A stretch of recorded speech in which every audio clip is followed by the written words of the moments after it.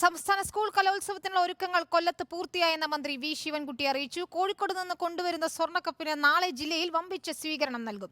പന്തലുകളുടെ നിർമ്മാണം പൂർത്തീകരിച്ച് വിദ്യാഭ്യാസ വകുപ്പിന് കൈമാറി. കലയുടെ മാമാങ്കത്തിന് വ്യാഴാഴ്ച തിരിതെളിയും. ആട്ടവും പാട്ടും കഥ പറച്ചിലും കളരിപ്പയറ്റും സംഘഗാനവും സംഘനൃത്തവും നാടകവും ചവിട്ടുനാടകവും എന്നിങ്ങനെയുള്ള എല്ലാ മത്സര ഇനങ്ങളും കൊണ്ട് കലയുടെ മാമാങ്കത്തിന് തിരിതെളിയാൻ ഇനി മണിക്കൂറുകൾ മാത്രം ബാക്കി. എല്ലാ സൗകര്യങ്ങളും ഒരുക്കി കൊല്ലം ജില്ല തയ്യാറെടുത്തു കഴിഞ്ഞു.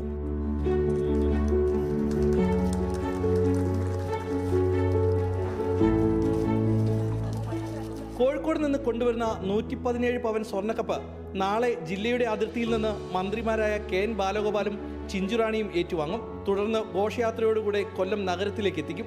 മറ്റന്നാൾ മുതൽ കലോത്സവത്തിന് തിരിതെളിയും. മുഖ്യമന്ത്രി പിണറായി വിജയൻ ഉദ്ഘാടനം ചെയ്യും. അവസാനഘട്ട ഒരുക്കങ്ങളെല്ലാം പൂർത്തിയായി എന്ന് മന്ത്രി ശിവൻകുട്ടി പറഞ്ഞു. പ്രധാന വേദിയുടെ നിർമ്മാണം പൂർത്തിയാക്കി മന്ത്രിക്ക് സമർപ്പിച്ചു. 62ാമത് സംസ്ഥാന സ്കൂൾ കലോത്സവത്തിൻ്റെ ഒരുക്കങ്ങൾ പൂർത്തിയായി വരികയാണ്. ഇന്ന് രാവിലെ 8 മണിക്ക് 117 പവനുള്ള സ്വർണ്ണക്കപ്പ് കോഴിക്കോട് നിന്നും അതിൻ്റെ പ്രയാണം കൊല്ലത്തേക്ക് ആരംഭിച്ചിട്ടുണ്ട്. കക്ഷിരാഷ്ട്രീയത്തിന് അതീതമായി എല്ലാവരും തന്നെ ഈ 14,000-ഓളം വരുന്ന കലാപ്രതിഭകളെ സ്വീകരിക്കുവാനും അവർക്ക് ആവശ്യമായ സൗകര്യങ്ങൾ ഒരുക്കുന്നതിന് വേണ്ടി രംഗത്ത് ഇറങ്ങിക്കഴിഞ്ഞിരിക്കുന്നു. 24 വേദികളിലായാണ് മത്സരങ്ങൾ നടക്കുന്നത്. ഭക്ഷണം ഒരുക്കിയിരിക്കുന്നത് ക്രേവൻ സ്കൂളിലാണ്. ഒരേ സമയം 2500 പേർക്ക് ഭക്ഷണം കഴിക്കാം. 25,000 പേർ ഒരു നേരം ഭക്ഷണം കഴിക്കാൻ ഉണ്ടാകുമെന്നാണ് പ്രതീക്ഷിക്കുന്നത്. വിവിധ സ്ഥലങ്ങളിൽ നിന്നെത്തുന്ന മത്സരാർത്ഥികളെ യഥാസ്ഥാനത്ത് എത്തിക്കാൻ കലോത്സവ വണ്ടിയും ഏർപ്പെടുത്തിയിട്ടുണ്ട്. സമാപന സമ്മേളനം പ്രതിപക്ഷ നേതാവ് VD സതീശൻ ഉദ്ഘാടനം ചെയ്യും. നടൻ മമ്മൂട്ടി വിജയികൾക്ക് സമ്മാനം നൽകും.